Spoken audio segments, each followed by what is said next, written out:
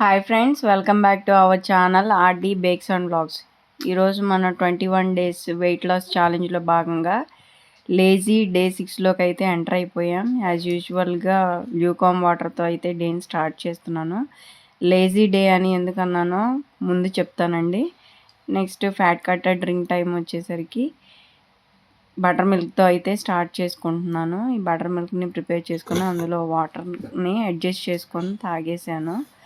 Breakfast time. ఈ బ్రేక్ఫాస్ట్లోకి as యూజువల్గా స్ప్రౌట్స్లో వచ్చేసరికి పెసలు ప్లస్ పల్లీలు. నెక్స్ట్ 1 బిగ్ టంబ్లర్ బటర్ మిల్క్తో అయితే బ్రేక్ఫాస్ట్ అయితే అయిపోయింది.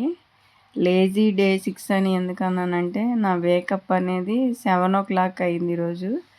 మనము లేజీగా లేచాం కాబట్టి అన్నీ 1 అవర్ కొంచెం వెనక్కి వెళ్ళిపోయినాయి అనమాట. సో అంతా డే అంతా అలా గడిచిపోయింది. అంటే fat cutter drink, lukewarm water, breakfast వరకు అయితే సాఫీగానే సాగింది.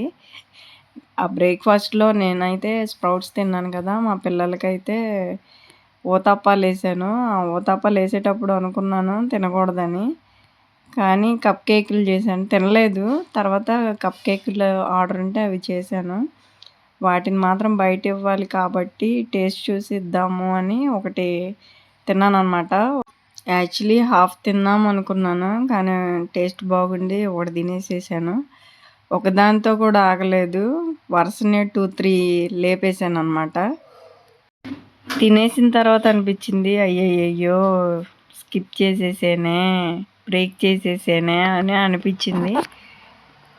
ఎలాగూ బ్రేక్ చేశాను కదా అని మార్నింగ్ మా పిల్లలకి వేసిన టిఫిన్ ఏదైతే ఉందో దాన్ని కూడా టేస్ట్ చేసేసాను అనమాట. డైట్లో ఉన్నప్పుడు క్రేవింగ్స్ని కంట్రోల్ చేసుకోవడం చాలా కష్టమే, బట్ కొన్నిసార్లు అయితే మాత్రం అవదనమాట. ఒకటి నోట్లో వేసుకోవాలి అన్న ఆలోచనే మనం కిల్ చేసేయాలి. ఒకటి వెళ్ళిందంటే నోట్లోకి ఆటోమేటిక్గా 2-3 వెళ్ళిపోతాయి. సో లంచ్లో వచ్చేసరికి ఏం తినాలనిపించలేదు. ఆ థాట్తో కర్డ్ రైస్ ప్లస్ ఒక ఫుల్ మ్యాంగోనైతే తినేసాను, రసాలు.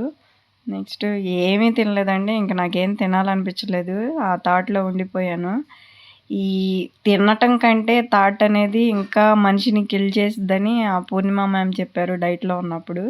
సో తిన్నదేదో తినేసారు, ఆ రోజుకి వదిలేయండి. నెక్స్ట్ డే నుంచి బాగా మీరు మంచి ఎఫర్ట్స్ పెట్టి చేసుకోండి అని చెప్పారు.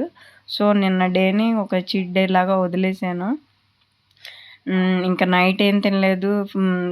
ఈవినింగ్ స్నాక్స్ టైంలో కూడా ఏమీ తినలేదు. నైట్ పడుకోబోయే ముందు మాత్రం 1 గ్లాసు వామ్ మిల్క్తో అయితే డే ఎండ్ అయిపోయింది.